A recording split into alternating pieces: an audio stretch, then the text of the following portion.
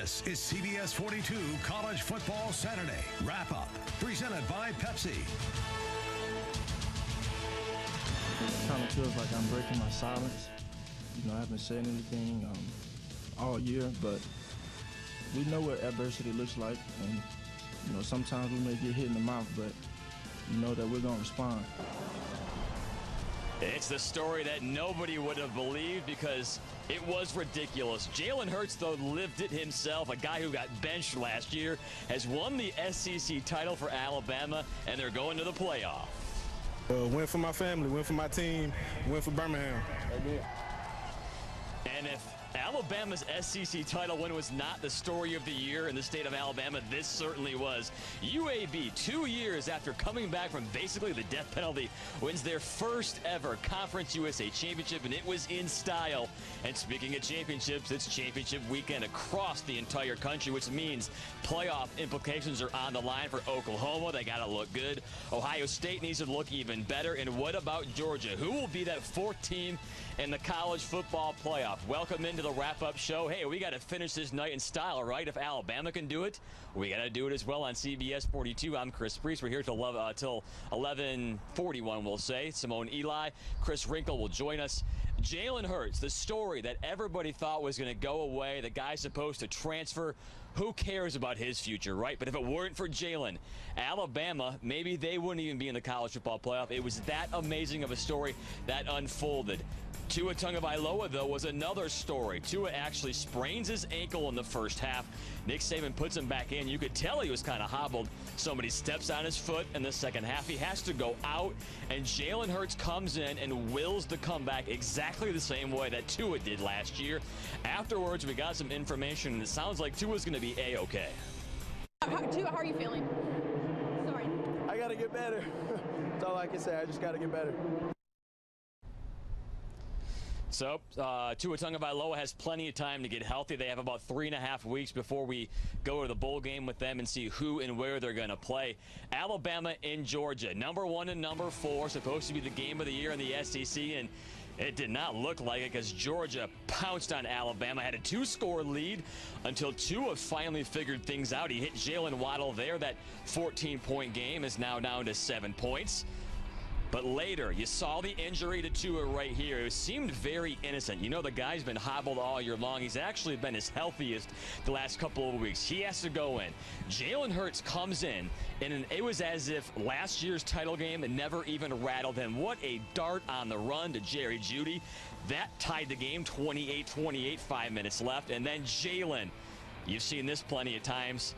He won SEC championships doing this. That's a touchdown run. They got the lead 35-28. That ends up being the final. And Nick Saban even said afterwards that he could not have imagined how this game would have unfolded and the guts that not only Jalen showed, but the entire team too. I'm very proud of, Jalen, who got an opportunity at the end of the game, and I told him this is your time, and he certainly took advantage of it, and Josh has played well for us all year long, but this was a great team win.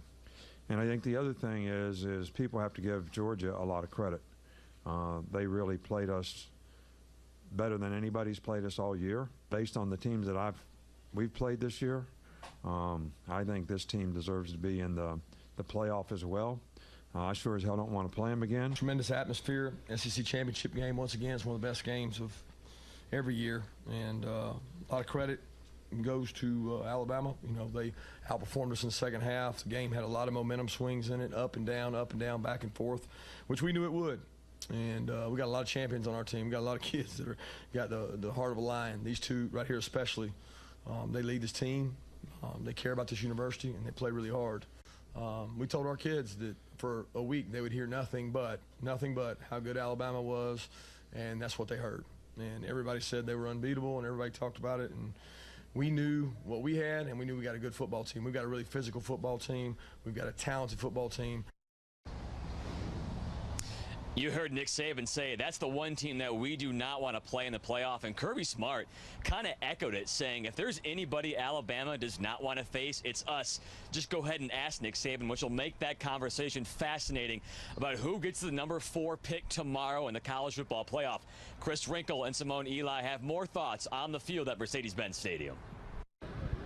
Well, you really can't make this stuff up. A comeback win by Alabama over Georgia without number 13, Tua Tagovailoa, under center. He gets hurt, struggles in the first half against this Bulldog defense that was clearly ready for him, prepared very well with head coach Kirby Smart. Jalen Hurts comes in, but just an unbelievable performance from this team overall to rally around a backup quarterback who, a few months ago, we didn't even know if he would be on the roster.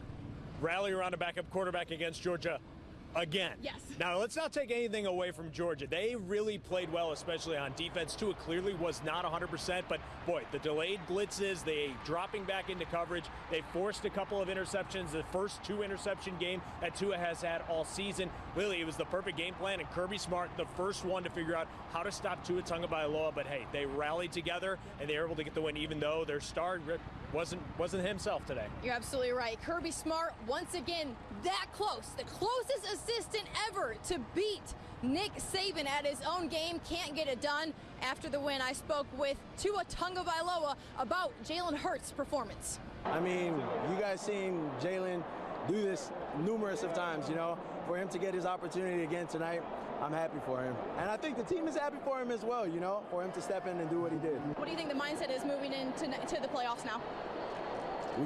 We all gotta get healthy, and we just gotta keep getting better.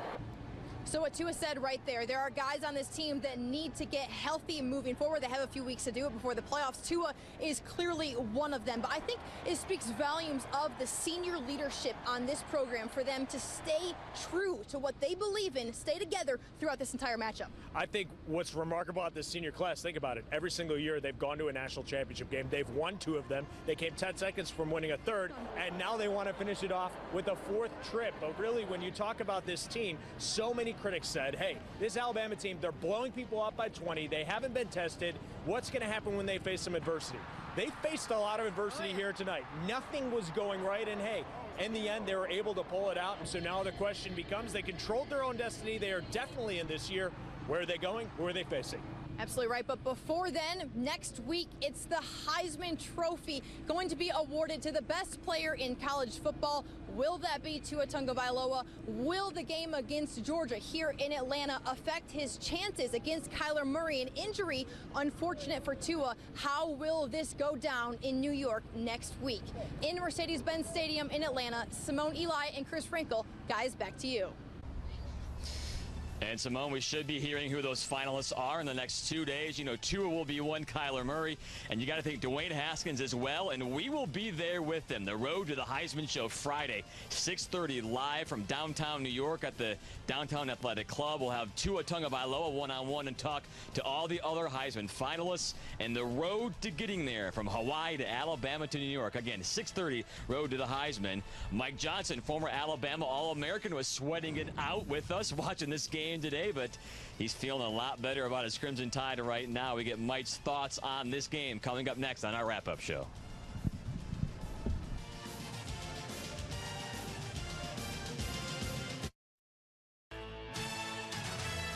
You're watching CBS 42 College Football Saturday Wrap-Up, presented by Pepsi. Just when you think you saw it all last year in the national championship game, Alabama comes back and Jalen Hurts does the impossible. Mike Johnson's here with me. He's still speechless 4 hours later, because who would have thought that Alabama would do what they did in the title game with Tua? And now Jalen Hurts comes in, does the exact opposite. It may have been more dramatic. Honestly, if this was a movie and I was watching it, I'd say, nah, man, it's too unbelievable. It's just too made up. You can't write a script like that. Jalen Hurts, with everything he's been through, everybody asking where he's going to transfer, everybody wondering where his career will finish.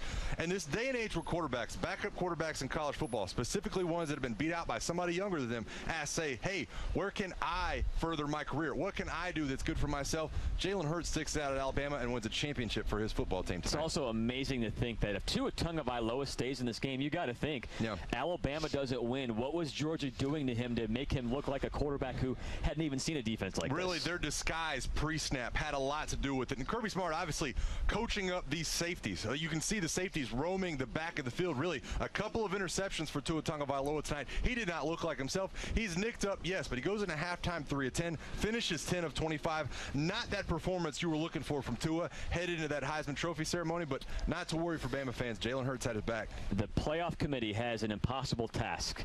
Georgia, Oklahoma. It is so close. Rob Mullins, the director of the playoffs, says we want the 4 best teams. How do you not think Georgia's one of the 4 best teams? But Oklahoma also deserves a spot, but Georgia's better. Yeah, there's so many things to look at, too, and that's what makes this so imperfect. When you look at the College Football Playoff Committee, it's decided by a group of people. Are they looking for the resume? Are they looking for the best team? Is it the eye test? Is it who's the most talented? Is it who's playing best at the end of the season? We're going to find out tomorrow when this is announced. I don't think it's an easy decision. I think it's the toughest decision they've had to make since the College Football Playoff Committee was started. It's a matter of who they play, and that will dictate where they're going to play, Miami or Dallas. For the Crimson Tide, what they're going to do, or what are they going to do for the next 3 weeks? The 29th is the game. They'll get there right around Christmas. What's the schedule like between tonight and December 25th? Well, they're going to take it easy this week. I mean, they're going to get in the ice tub. They understand that they just came to the end of a very, very long 13-game season. But then shortly after that, they'll go through exams. They'll take some time. Coach Saban will give them times to hit the books very hard. And in a couple of weeks, they'll ease back into it. You'll do some walkthroughs. You'll do some shell practices with just the shoulder pads. And then they'll start getting back to business, game planning against the team that they're going to play coming up in the semifinal. You know one thing's for sure. They don't want to play the Georgia Bulldogs. They do not want to beat them twice. And Kirby Smart said it tonight. Ask Nick Saban. If there's one team that they don't want to play, it begins with us. Again, we'll find out 11 a.m. who the Alabama will play in the semifinal.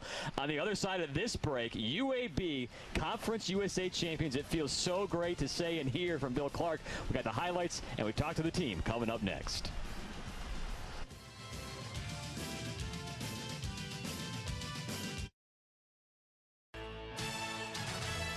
You're watching CBS 42 College Football Saturday Wrap-Up, presented by Pepsi. Let me take you back to 4 years ago, 2014. It's actually tomorrow, December 2nd. Dr. Ray Watts at UAB said that the football program is down. He walked out of the building. People were booing, throwing things at him. Who would have thunk that only 4 years later, this same team basically has a self-imposed death penalty, calls themselves Conference USA champions, and it wasn't just the fact that they won the game against Middle Tennessee, it was how they won and what happened last week. UAB had a measly 89 yards against this same team a week ago, and early on it looked like it was going to be the same result. Brent Stockstill's a really good quarterback for Middle Tennessee. That made it 13-3. Middle Tennessee, but UAB champions have fight, and these players can call themselves champions. Andre Wilson from Tyler Johnston there, 17-13. UAB has a lead, and Johnston can run the ball too. What a play call there. They've got a 24-13 lead.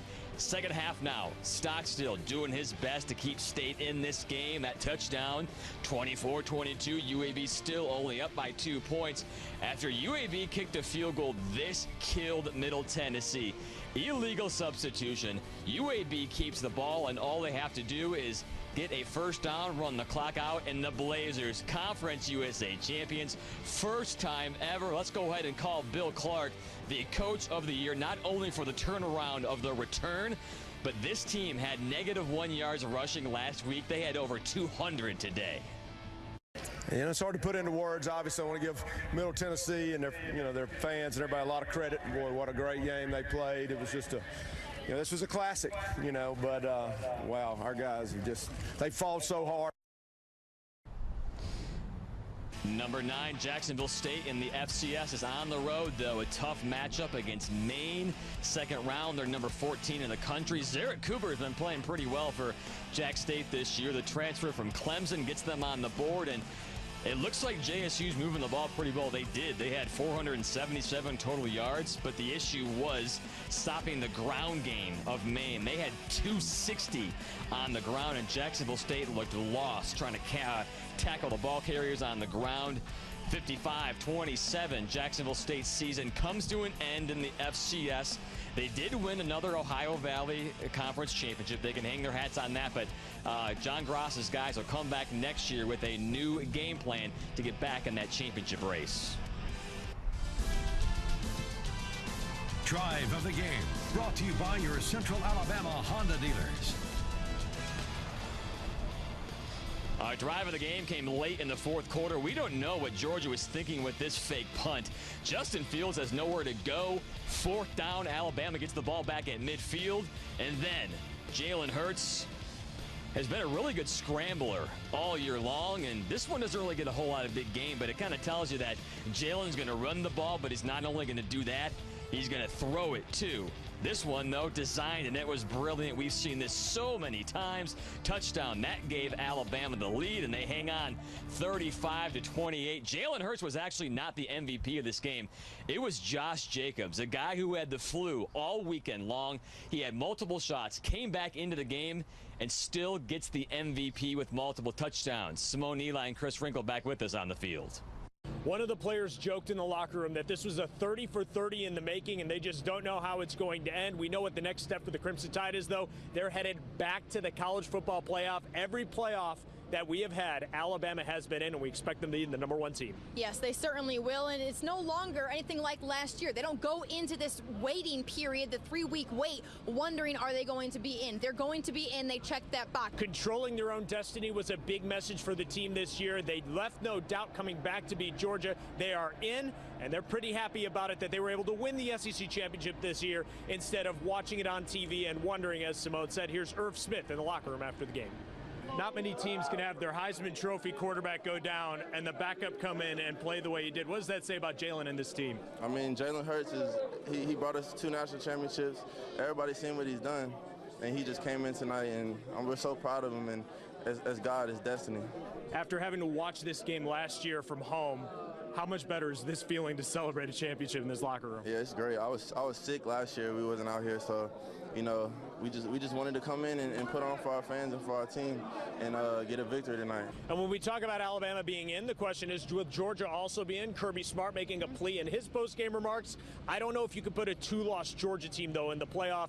I know their schedule's good. I know their losses are to LSU and Alabama, but those 2 losses to me just a little too much. How many conferences are going to get left out if you put 2 SEC teams in and an independent? I mean, that's going to make some people unhappy. Not that the committee is trying to make anybody happy. They're trying to get the best 4 teams. We will see. But Alabama finds a little bit of success down the stretch offensively. A big part of that were the guys up front, the offensive linemen. We caught up with Ross Piersbacher after the game. We knew what type of character that we had as a team and the heart, and people say we haven't been tested, how are we going to react? But we knew that the leaders and everyone else on this team is going to be able to step up, and we did and showed a lot of heart tonight. So Alabama in, who they play, we don't know. Where they go, we don't know that either. But we know Alabama is in. Georgia wants it to be Georgia. That would only benefit us. We would love to see that rematch for a 3rd time. Yeah, the first one went to overtime. Second one being very close to overtime. Yep. I think the only guarantee on Selection Sunday, there's going to be a lot of people angry. Will it be Oklahoma? Will it be Georgia? Will it be Ohio State? UCF's never happy, so we definitely know they're not getting in. No doubt. A lot of people are going to be angry, but 4 teams are going to be very happy. Alabama, definitely one of them this year. At Mercedes-Benz Stadium, Chris Wrinkle and Simone Eli, let's send it back to you. I've got some thoughts on that and championship weekend coming up next on the wrap-up show. Stay with us.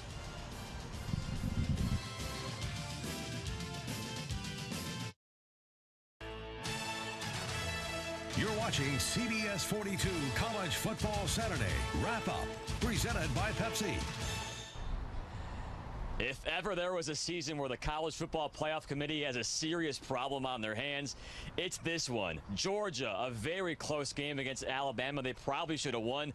Oklahoma looks really good. Ohio State impressive last week against Michigan. They have never seen anything like this before, and today, none of these teams did them any favors. And we start with the Ohio State Buckeyes and Northwestern after that romping of Michigan last week. Dwayne Haskins looked the exact same way he did before.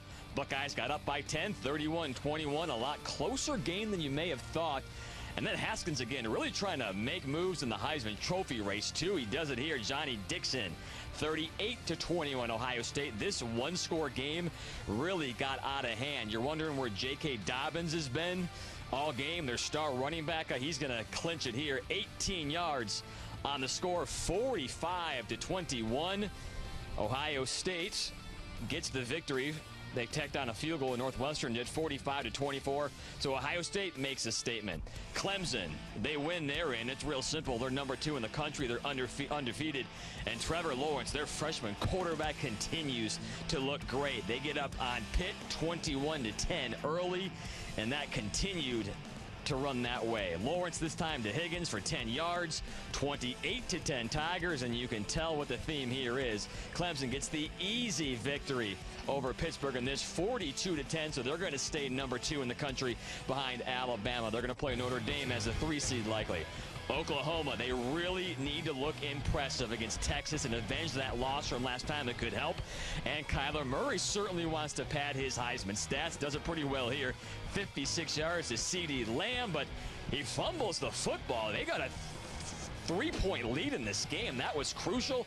But Texas with the ball. Sam Ehlinger sacked in the end zone. That's a safety. Oklahoma goes up 32-27, a little bit of a cushion. And then Kyler Murray adds on a late score, 39-27. Oklahoma gets the victory over Texas. So they look pretty convincing. Another problem for the playoff committee. Memphis and UCF. It's a shame that UCF's going to go 13-0, 2 straight years, and not be able to do anything about it. And the AAC Conference Championship game, Darryl Mack, a score there. They're up 42-41, up by 1, and actually got out of hand late. UCF romped them 56-41. They are AAC Conference champions. The Beds Express easy as 1, 2, 3 guarantee game of the week. Here are our 3 picks. CBS_42 on Twitter. Go vote right now.